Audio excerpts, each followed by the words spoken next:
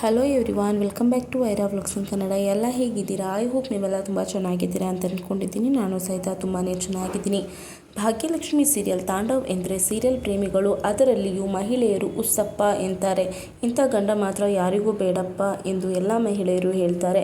ಅಂಥ ಕ್ಯಾರೆಕ್ಟರ್ ತಾಂಡವ್ದು. ಮದುವೆಯಾಗಿ ಬೆಳೆದು ನಿಂತಿರುವ ಮಕ್ಕಳು ಇರುವಾಗ ಮತ್ತೊಬ್ಬಳ ಸಹವಾಸ ಮಾಡಿದ್ದಾನೆ.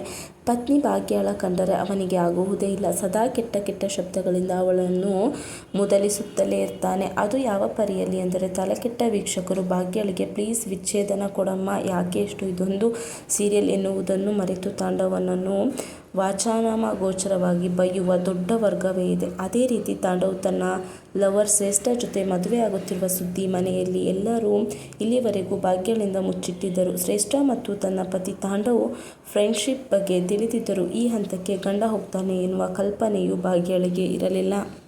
ಆದರೆ ಈಗ ಎಲ್ಲವೂ ಅಯೋಮಯವಾಗಿದೆ. ಭಾಗ್ಯಳಿಗೆ ಎಲ್ಲ ವಿಷಯವೂ ತಿಳಿದಿದೆ. ಆಕಾಶವೇ ತೆರೆ ಮೇಲೆ ಬಿದ್ದ ಅನುಭವ ಅವಳಿಗೆ. ಭೂಮಿಯೇ ಬಾಯ್ಬಿಟ್ಟು ತನ್ನನ್ನು ಕರೆದುಕೊಳ್ಳಬಾರದೆ ಎಂದು ತನ್ನ ಭಾಗ್ಯವನ್ನು ತಾನೇ ಶಪಿಸಿಕೊಳ್ತಿರ್ತಾಳೆ. ಮನೆ, ಕುಟುಂಬ, ಪತಿ ಎಂದು ಜೀವನಪೂರ್ತಿ ದುಡಿದ ಭಾಗ್ಯಳಿಗೆ ಪತಿಯ ಅಸಲಿಯತ್ತು ಗೊತ್ತಾಗಿದೆ. ಅದೇ ಇನ್ನೊಂದೆಡೆ ತಾಂಡವ್ನ ಬಗ್ಗೆ ವೀಕ್ಷಕರು ಸಿಟ್ಟು, ಆಕ್ರೋಶವೂ ಹೆಚ್ಚಾಗಿದೆ. ಇಂಥ ತಾಂಡವ್ ಕ್ಯಾರೆಕ್ಟರ್ ಒಳಗೆ ಹೊಕ್ಕು ಅದ್ಭುತ ಅಭಿನಯ ನೀಡುತ್ತಿರುವ ನಟನ ಅಸಲಿ ಹೆಸರು ಸುದರ್ಶನ್ ರಂಗಪ್ರಸಾದ್.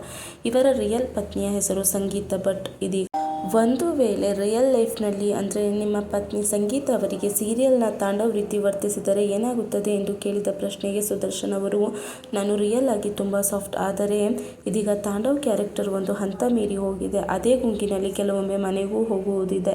ಸೌಮ್ಯ ಸ್ವಭಾವದ ನಾನು ಈ ಕ್ಯಾರೆಕ್ಟರ್ನಲ್ಲಿ ಹೊಕ್ಕೆ ನಿಜ ಜೀವನದಲ್ಲಿಯೂ ಕೋಸಿಸ್ಟನ್ ಬಿಟ್ಟಿದ್ದೇನೆ ಎನ್ನುತ್ತಲೇ ಒಂದು ವೇಳೆ ತಾಂಡವ್ ರೀತಿ ಮನೆಯಲ್ಲಿ ವರ್ತಿಸಿದರೆ ನನ್ನ ಹೆಂಡತಿ ಸಂಗೀತ ನನ್ನ ಕಿಡ್ನಿ ಮಾರಿ ಹೊಸ ಐಫೋನ್ ತಗೊಳ್ತಾಳೆ ಅಷ್ಟೇ ಎಂದು ತಮಾಷೆ ಮಾಡಿದ್ದಾರೆ. ಇದೇ ಸಂದರ್ಶನದಲ್ಲಿ ಸೆಲೆಬ್ರಿಟಿಯ ಜೀವನವು ಅಷ್ಟೊಂದು ಹೇಗೆ ಸುಲಭವಲ್ಲ ಎಂಬ ಬಗ್ಗೆಯೂ ಮಾತನಾಡಿದ್ದಾರೆ.